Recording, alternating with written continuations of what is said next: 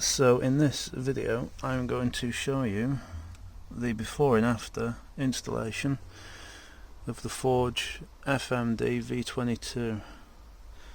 So this is effectively an atmospheric boost valve that I will be installing. So I've got the instructions here on my laptop, and the process seems relatively straightforward, but I think ultimately there are a few minor tools that you will require. But I also recommend that you'd make sure that your car is nice and cold before you do this. So let's have a look what's in this bag to start off with.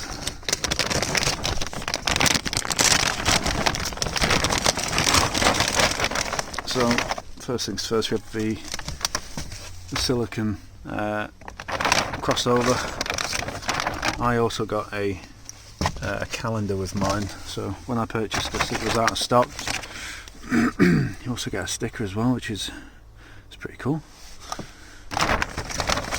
I've also got a box of goodies. So when I bought this it was out of stock, and as a little thank you or compensation for the patience, I got a little goodie bag of bits. So I got a carabiner and bottle opener. I got an air freshener, Forge Army 1996. But the main thing, which is really nice, is this badge, which I will stick on the back of the car, I think. So it's got a really nice weight to it, and it's just a self-adhesive, but it's really nice little presentation box, really cool. And then the last thing is this box of goodies. Let's get this. Let's have a look what we've got in here. Please note the spare spring included in this kit is intended for use inside when the ECU has been remounted. That's interesting. It's interesting because when these 1.5 TSIs are remounted, they don't actually increase the boost that much. So it would be interesting to see if the spring would be needed. Right, so first things first. The valve itself, it's got a really good weight to it. The build quality looks really nice. A slight mark on the teeth there, but it's probably just from production. You can see there's plenty of grease on the valve itself, just on the inside. Not entirely sure how long that will last for. Yeah, brushed aluminium. It's really nice. It's got a lovely weight to it. Red vacuum pipe. Don't know what this is. Some other pipes, Jubilee clips. Oh, another sticker. Look in the bottom of the box. I've got two stickers. This is the coupler which goes on the intercooler, and that's for the turbo itself. I think that one, or vice versa. So let's open these up. I'm doing this with one hand, so it is a bit tricky. Oh, okay, so there's the uprated spring. There's a circlip which is for the breather hose. Empty all this out. So there's the uprated spring, poorly painted blue, I think, but it doesn't really matter. Gives it an indication of what it's for. Two 4mm hex bolts, and these are for the one of the couplers that you have to put together, and that's the T-piece for your vacuum hose. So, which you have to fit the circlip to, which is going to be interesting doing that with one hand. So we've got the larger pipe, which is here, and this one, I believe, sits on the intercooler. Yeah, this one's for the intercooler. Pretty sure it is. Really nice quality. That's really nice, actually. I mean, it's a shame you don't really get to see this, but it feels really solid. It feels really well made. And then there's two parts, I think, to the other side of the hose. This one comes with a seal, which has to be positioned in this groove, but we'll get onto that. Doesn't want to play ball, to be honest, but There we go. So that's that. I mean, I could probably do some of the prep now, to be honest, by fitting that seal and then also fitting the outer ring. Basically this is uses the OE mechanism, which is like a sort of 90-degree twist lock. You can see these grooves on the inside, and once they lock into place it sort of clamps it. That's really tidy. That's nice, that. No, I don't actually know if that's the right way. I'll check in the manual. So this is a 1.5 DADA engine. Doesn't have the breezer hose pipe. The only modifications that I've actually made to this are the ram air intake pipe, as you can see there, and there's an uprated Pro ram air panel filter. I'm just going to give you a listen of what this sounds like stock. It's a cold engine. I'll try and get a bit of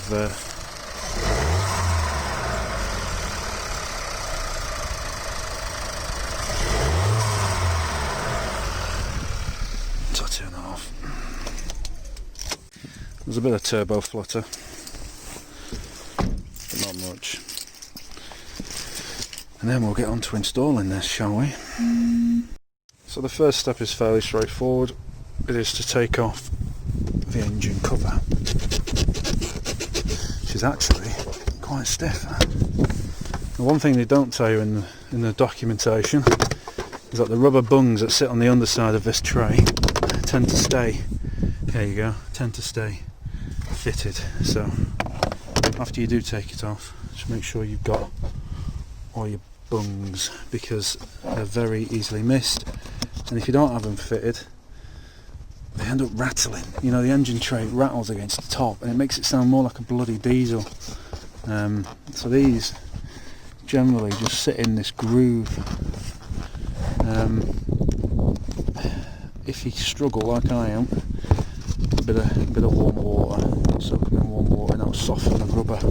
It's a very cold day today. There we go, so that groove basically sits on there. Anyway, put that to one side, you don't need it. So the next thing is to take off this crossover pipe. Now I've loosened that side. There is a breather pipe that I need to remove. Now in the documentation there's absolutely no instructions on how to do that, and I really don't want to damage it. So I'm thinking a flat point screwdriver perhaps at this point. It doesn't look like it twists. It's going to be quite tricky to do with one hand, but then after that there's this little plastic retaining clip here which you can use a screwdriver to prise that, and that lifts this entire pipe off. So bear with me whilst I try and get that connector off with two hands. Right, I still can't seem to figure out how to get this off. You can see I've scuffed the plastic somewhat. I don't want to put too much pressure on it because it is only plastic. So to make my life easier, I've untwisted the back. I've taken this plastic clip off, basically, which sits under there and holds this in place, and that just lifted right off. It was a bit stiff, but it came off. So I think the next thing now is to have another crack at this, but now I've got a bit of a better angle to go at it, so I'm going to try that. Okay, so I managed to get it off. Now what you have to do is, on the other side here, you can just see it actually, there's basically a spring retained clip. You can see if I push it down with my finger you can see it opening up and closing, but the difficulty is that access to that is very tricky with that crossover pipe. So anyway, that's done and that's unplugged. So now on to fitting the actual parts we've got, and then you'll see how this sort of sits. It sits like that, it's going to look pretty smart actually, red on red. Just watch out though, because these, well, to be honest, that one's snapped. I haven't done that, but these are really sharp. These little sort of things that keep the connectors in place, and I've cut all my fingers open doing that, so just be very careful. So in the PDF step by step, it does actually say to remove the O-ring from the coupler. As you can see, Mine actually came off with the intake pipe, so I can probably skip that one. So the next one really now is to fit the larger single piece. That's a bit of a giveaway. The fact it says single piece is probably why they don't ask you to make these first hand. So this is that. So that says fit the single piece over the top. Now it's not a very snug fit, if I'm honest with you. It's quite loose. I'm not sure if that's the intention with that, to be honest.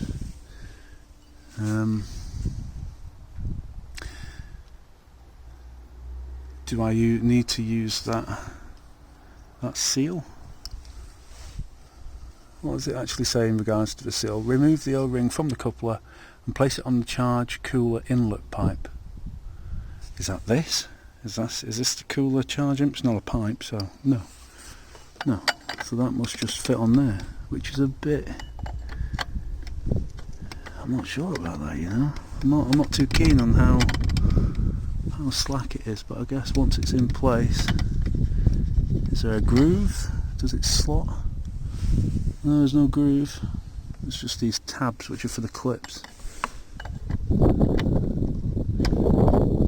Okay. There's only so much you can do. I mean, I trust the clip probably helps it hold it in place. So put it in and put that clip in. Right, let's do that. Right, so I've managed to get this on with the clip, very fiddly, but managed to get this on. I just don't like that. I don't like how slack it is. It nearly feels like it needs that seal. Is that what it meant? Is that what it meant? Because if you look on the inside of that, but why would it tell you to take it off and put it on the pipe? This is the pipe. Is that to suggest that it doesn't need this seal? It's caped in oil. I don't know. I really don't know. It doesn't say.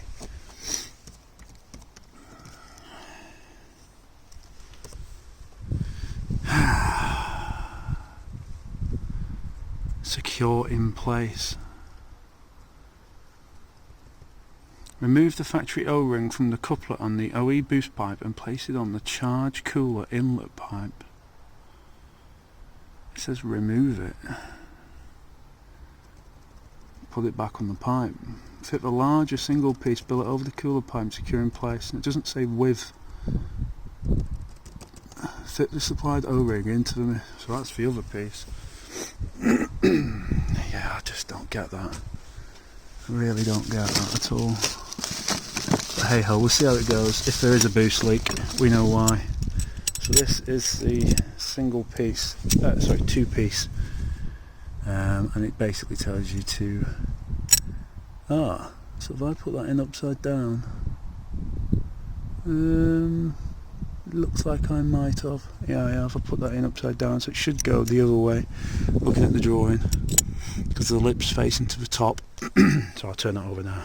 Okay, so that's now the correct way based on that drawing. My seal is in there, it's in the groove.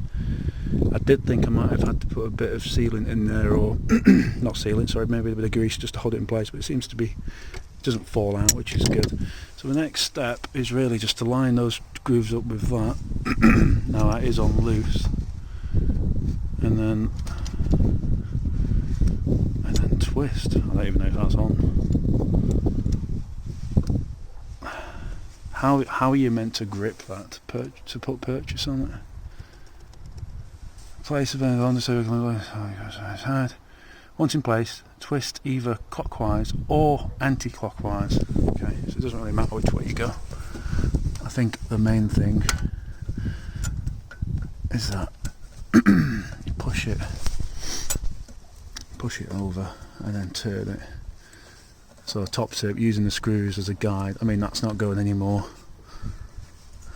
And then tighten that up with a 4mm, which I should have in my trusty set. Okay, so that's tightened up. it's not torqued to any this is just as tightened with an Allen key. I mean, I've tightened it with a small ratchet, so okay, so the next step is to see. I'm not happy about this. I really do think it needs a seal. That to me just means air leak.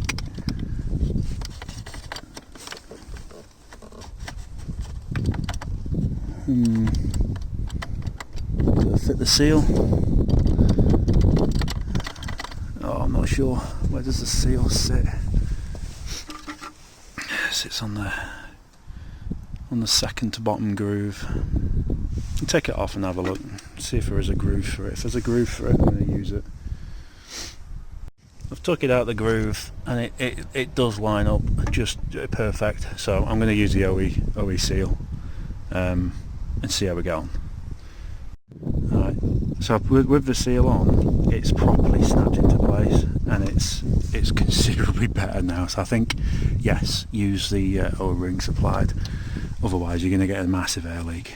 Alright, just a top tip on this as well, get it in one click and then just in this gap here put your screwdriver in it, your flat point, just prise it, because this stops it from going over. So there's two notches basically that hold it in place either side, so lift that to get it into the other notch, otherwise this here sits in the first notch and you can't, there's no way you can push that because it's just jammed, so you need to prise it slightly some more. Right, so the clip's insecure, it's much better now. It's solid, so yeah, you definitely need that seal, most definitely. Right, boost pipes on next, but don't forget to put your Jubilee clips on first. Okay, so I've secured those with Jubilee clips using a 7mm ratchet. Seems fairly solid. So the next thing is to attach the boost valve using the smaller Jubilee clip. I think it's still a 7mm. So the next step is to add the T-piece and then add the circlip. Now, if I drop this circlip, I'm not going to be a happy bunny, so I'm going to use, I mean ideally, circlip pliers, but I'm just going to use some snipe nose pliers to try and push it on. Wish me luck, guys. Okay, so make sure the inlet, the T-piece hose is pointing down. The notch for the top side of the circlip is there. I put a little bag in there just in case I dropped it. Luckily I didn't. And then you can still turn the T-piece afterwards.